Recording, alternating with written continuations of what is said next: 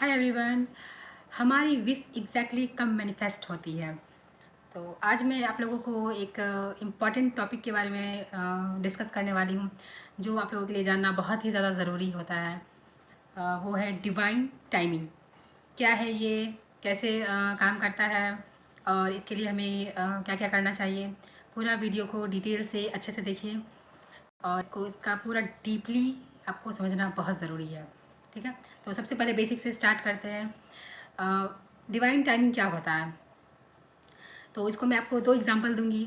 जैसे आपने आज एक पेड़ लगाया, ठीक है, कोई आपने एक फल का पेड़ लगाया, तो आपने आज पेड़ लगाया और आप चाहते हैं कि कल ही मुझे उसका जो है वो फल मिल जाए। क्या ये पॉसिबल है? बिल्कुल नहीं, ये रियलिस्टिक है ही नहीं।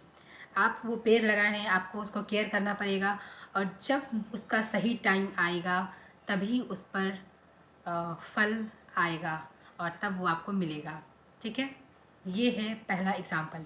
और दूसरा रियल एग्ज़ाम्पल, हम जब जन्म लेते हैं तो क्या जन्म के समय ही हमें सारी चीज़ें मिल जाती हैं?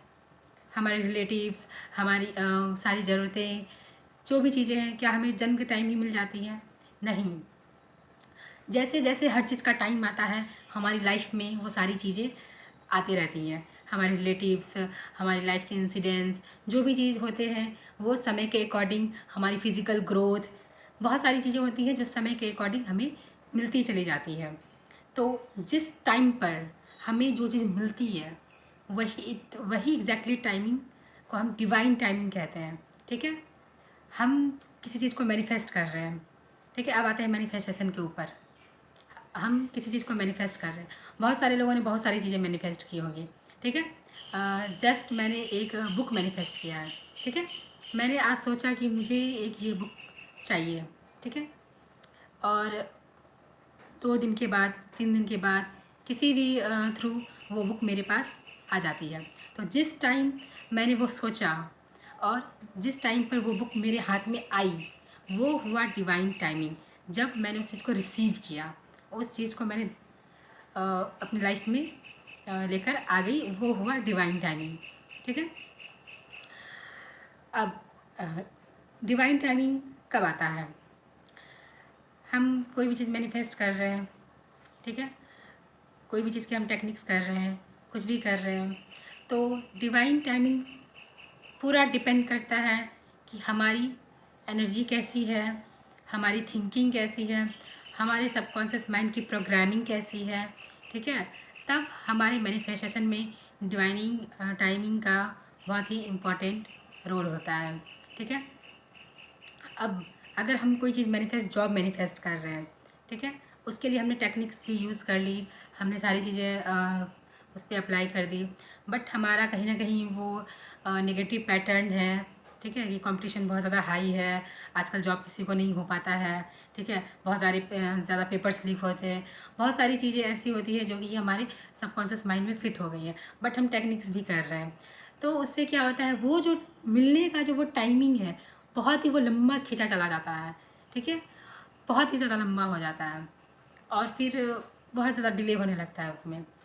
उसके बाद सेम थिंग, अगर हम मैरिज मैनिफेस्ट कर रहे हैं, सोलमेट मैनिफेस्ट कर रहे हैं, पार्टनर मैनिफेस्ट कर रहे हैं, तो उसके लिए हम बहुत ज़्यादा डिस्परेट हैं, हमारी एनर्जी बहुत नेगेटिव है, हमारे हार्ट में बहुत ज़्यादा ब्लॉकेजेस हैं, बहुत नेगेटिव पैटर्न है। ठीक है, बट हम बहुत चाह रहे हैं कि वो पार्टनर हमें लाइफ में आ जाए। ठीक है, हमारी मैरिज मैनिफेस्ट हो जाए। तो उस केस में भी डिवाइन टाइमिंग बहुत ही लेट आता है, बहुत ही डिले होता है। ठीक है, तो डिवाइन टाइमिंग पूरा का पूरा हमारी एनर्जी के ऊपर ही डिपेंड करता है कि हम कैसी एनर्जी अपना रख रहे हैं, नेगेटिव है या पॉजिटिव है। विश को लेकर के हमारी सोच कैसी है।